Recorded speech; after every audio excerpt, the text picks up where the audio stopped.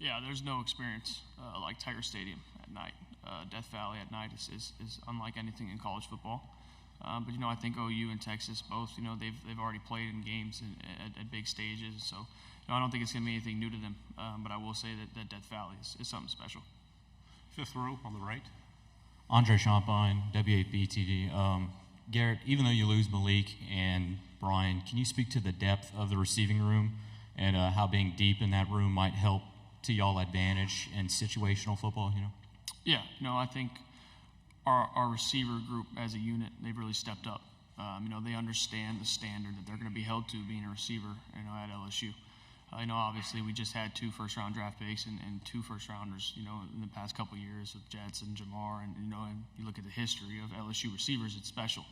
So there's a standard that you're held to, playing receiver at LSU, and I think our entire room and our entire unit, they accept that, and they view it as a challenge.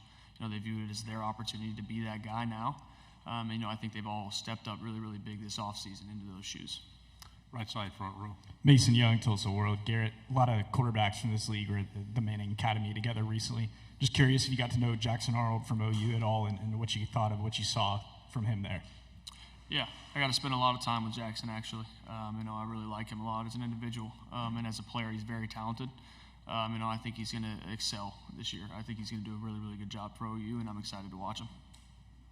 Front row. Michael Cowell, WBRZ TV in Baton Rouge. I think we all expect Chris and Kyron to have big years, but who are some of those next, group receivers that we should really expect to see things from?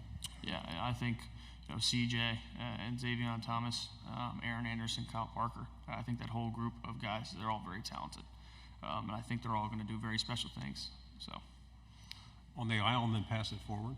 Dan Peck, ESPN 106.7 in Auburn. Garrett, it's an era where quarterbacks tend to move around, especially when they're not receiving playing time. You've been waiting your turn at LSU these last couple of years as Jaden Daniels had his outstanding career.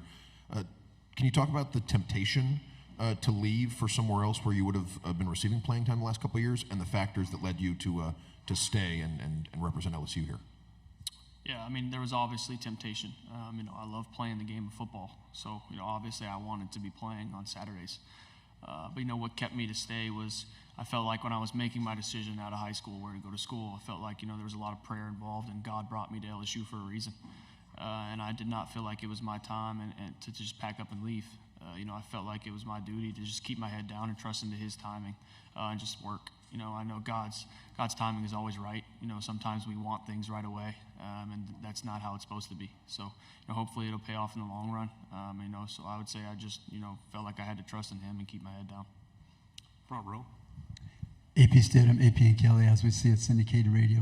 Garrett, what have you done this summer to concentrate on getting better, and what did you learn at the Manning Passing Academy? I had a chance to visit. Yeah, I think the biggest thing for me this offseason has just been building relationships with my teammates, spending more time with them out, not just in the building, but also outside the building. Because I think that's where it starts on the field is, the amount of time and hours that you've spent, off the field, getting to know them, knowing them inside and out, not just as players, but also as people. Also at the Manning Passing Academy, it's been an unreal experience for me, getting to go twice. Just, the amount of experienced and smart minds out there, just, getting to pick their brains and learn different things from them. It's an awesome experience, and I'm super thankful for the Manning family for having me. On the aisle, right side. Gavin Baxter, ESPN, the Ticket of Montgomery. Your father, Doug, had a long career playing and as a coach. What kind of influence has he been as you head into your first year as a starter? Yeah, it's been huge. Our relationship has meant the world to me.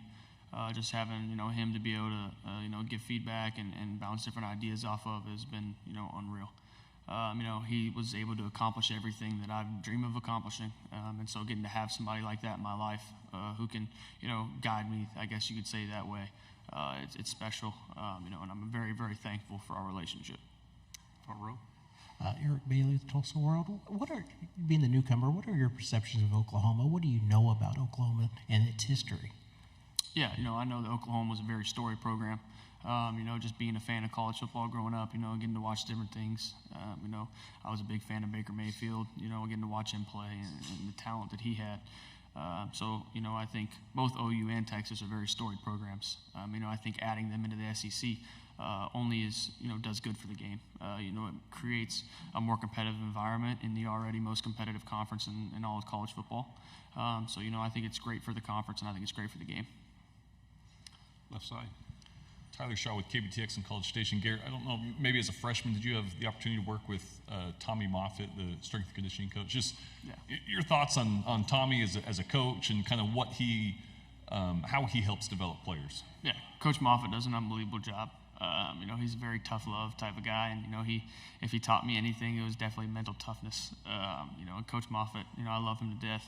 I think he's going to do a really, really good job over at A&M. I'm very happy for him, very excited for him.